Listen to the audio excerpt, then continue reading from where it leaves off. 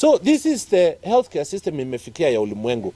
Kenya, if we don't embrace these technologies, expertise, tutakwama mahali tuko. So, Honorable Duare, let's open our brains. Let's bring in these technologies at an affordable cost. Sio hiyo cost tunakuja tena tunamwagia mwenye analipa SHA. So please look at this system. Let us embrace the new technology.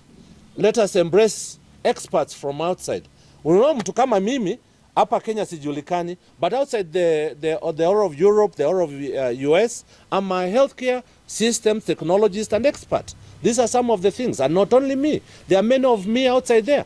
Bring these people who can help you to advise you and create a system. Sio kutupa pesa kwenda huko companies, and Kenyans are suffering. So please embrace this new technology, bring this new technology from outside, and bring in the providers who have broad experience so that they can improve our providers to be modern, so that they can be competitive.